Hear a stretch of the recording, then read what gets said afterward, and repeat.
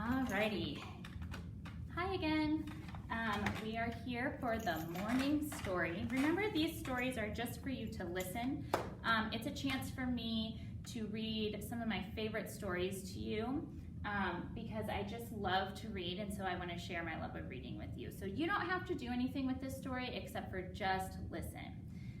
Today I'm going to read you one of my all-time favorite books. It's a little long, so I'm going to try to read through it quickly. My all-time favorites, and it is called The Day the Crayons Quit. Some of you may have heard this story before. Some of you may have not heard the story before, and that's okay. You can either stay and listen, or if you don't want to listen, you can always click out and go back into Seesaw to do your activities. So I'm going to go ahead and get started. This is called The Day the Crayons Quit. It's a funny story about crayons. Here's my title page, The Day the Crayons Quit, by Drew Daywalt. Pictures by Oliver Jeffers. One day in class, Duncan went to take out his crayons and found a stack of letters with his name on them. To Duncan. Hey, Duncan, it's me, Red Crayon. We need to talk. You make me work harder than any of your other crayons. All year long, I wear myself out coloring fire engines, apples, strawberries, and everything else that's red. I even work on holidays. I have to color all the Santas at Christmas and all the hearts on Valentine's Day. I need a rest. Your overworked friend, Red Crayon. So all the crayons are going to write Duncan a letter.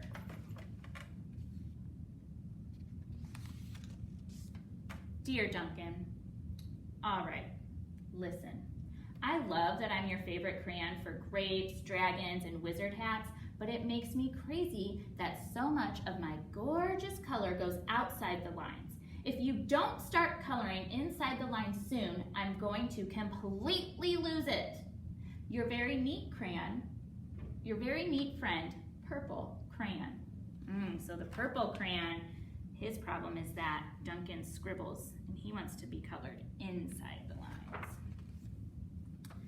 Dear Duncan, I'm tired of being called light brown or dark tan because I am neither. I am beige, and I am proud. I'm also tired of being second place to Mr. Brown Crayon.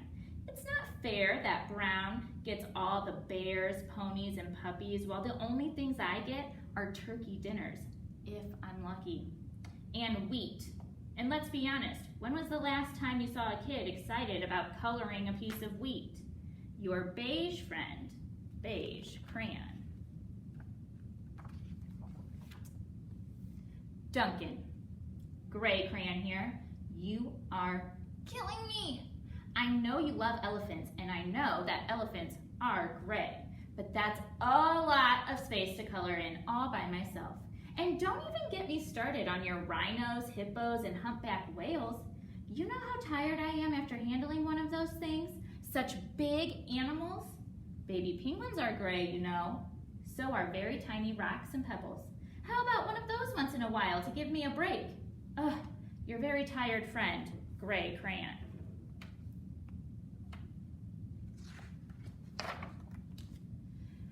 Dear Duncan, you color with me, but why? Most of the time, I'm the same color as the page you are using me on, white. If I didn't have a black outline, you wouldn't even know I was there. I'm not even in the rainbow. I'm only used to color snow or to fill in empty space between other things, and it leaves me feeling, well, empty. We need to talk. Your empty friend, White Crayon. And here's a picture of a white cat, and it says, White Cat in the Snow by Duncan. Hi, Duncan. I hate being used to draw the outline of things. Things that are colored in by other colors, all of which think they're brighter than me. It's not fair when you use me to draw a nice beach ball and then fill in the colors of the ball with all the other crayons. How about a black beach ball sometime? Is that too much to ask? Your friend, Black Crayon. He wants to be used more other than to draw the outline of things. Dear Duncan, as Green Crayon, I am writing for 2 reasons.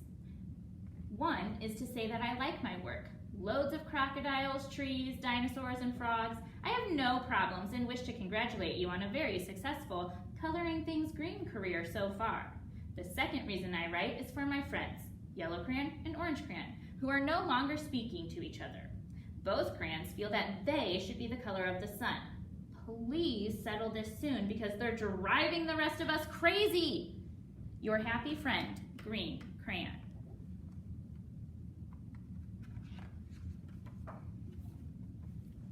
Dear Duncan, Yellow Crayon here. I need you to tell the Orange Crayon that I am the color of the sun. I would tell him, but we are no longer speaking. And I can prove I'm the color of the sun too, because last Tuesday you used me to color in the sun on your Happy Farm coloring book. In case you've forgotten, it's on page 7. You can't miss me. I'm shining down brilliantly on a field of yellow corn. Your pal, and the true color of the sun, Yellow Crayon. Oh no, my light went out. Pause.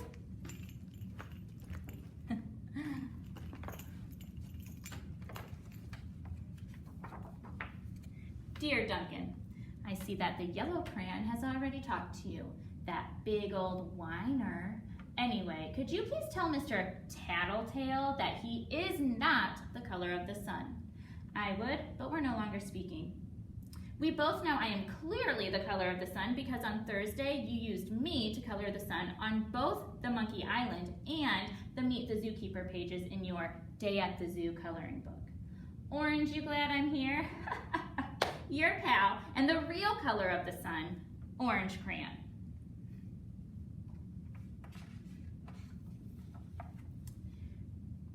Dear Duncan, it has been great being your favorite color this past year, and the year before, and the year before that.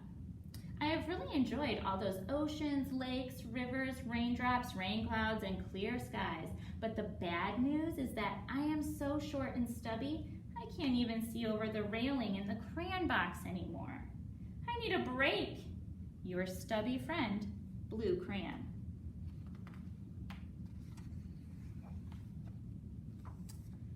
Duncan. Okay, listen here, kid. You have not used me once in the past year. It's because you think I'm a girl color, isn't it?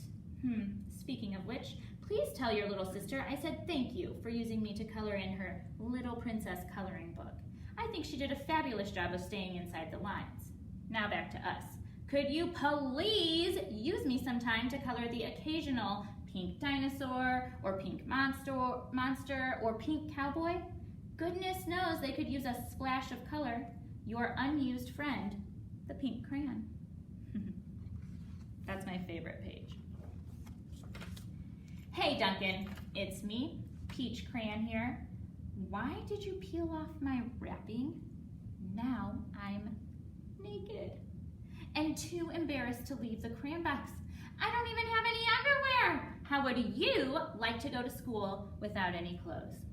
I need some clothes. Help! Your naked friend, the Peach Crayon. How many of you ever peeled off your wrapping on your crayons? They don't like that. Their wrapping is like their clothes. Well, poor Duncan just wanted to color, and of course he wanted his crayons to be happy, so that gave him an idea. Oh, look at that picture. He used every crayon in the crayon box. When Duncan showed his teacher his new picture, she gave him an A for coloring. Oh, there we go. And an A+ for creativity. The end. I hope you enjoyed our story today. Make sure when you're drawing your pictures or coloring any pages, you try to use all of your crayons. All right, thanks for watching.